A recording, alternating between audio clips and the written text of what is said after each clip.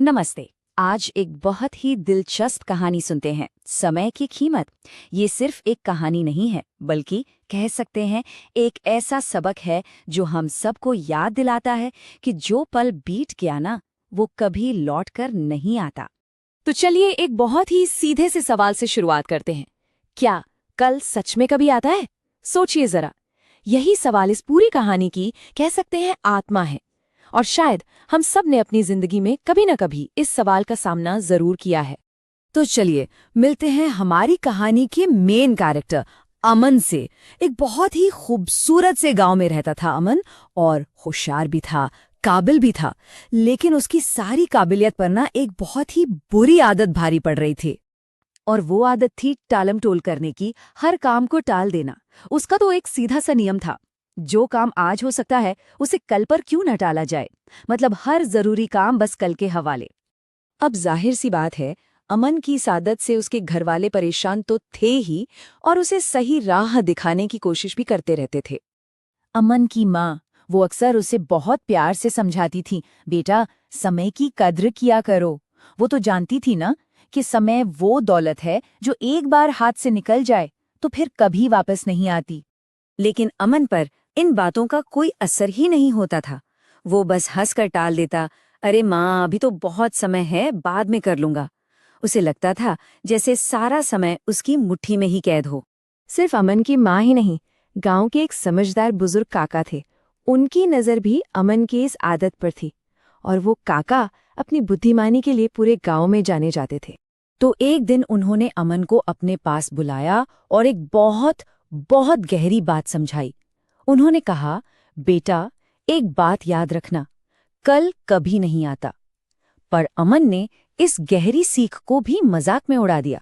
लेकिन कहते हैं ना, जिंदगी सबक सिखाने का मौका ढूंढ ही लेती है।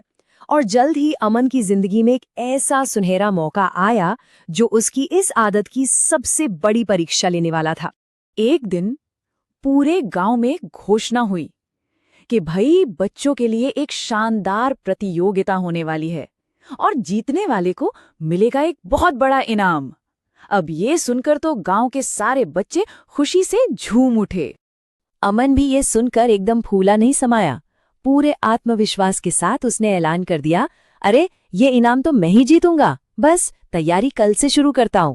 और एक बार फिर उसका वही कल बीच में आ गया। और फिर देखिए कैसे समय रेत की तरह हाथ से फिसलता चला गया। घोषणा वाले दिन वादा था, तैयारी कल से। कुछ दिन बीत गए तो भी वो यही सोचता रहा, अरे अभी तो बहुत समय है। और देखते देखते जब प्रतियोगिता में सिर्फ एक दिन बचा तो उसके मन में घबराहट भर गई। अब मैं क्या करूं? और यहाँ फर्क साफ पता चलता है। एक तरफ जहां दूसरे बच्चे मेहनत से पढ़ाई और अभ्यास करने में जुटे थे, वहीं अमन का समय खेलने, सोने और मोबाइल चलाने में ही बीत रहा था। उसका वो कल जिस पर उसने सब कुछ टाल रखा था, वो तो कभी आया ही नहीं। और आखिरकार प्रतियोगिता का दिन आ ही गया। ये अमन के लिए अपनी सबसे बड़ी गलती का सामना करने का वक्त था। नतीजा तो वही होना था जिसका डर था। बिना किसी तैयारी के अमन कुछ भी ठीक से नहीं कर पाया। वो हार गया। बस यही कड़वी सच्चाई थी। उस एक पल में अमन की आंखों में आंसू थे और दिल में गहरा पछतावा।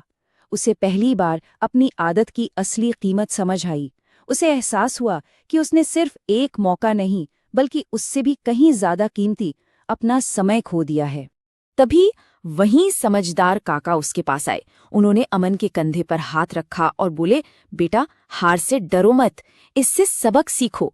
उन्होंने समझाया कि ये अंत नहीं है, ये एक नई शुरुआत हो सकती है।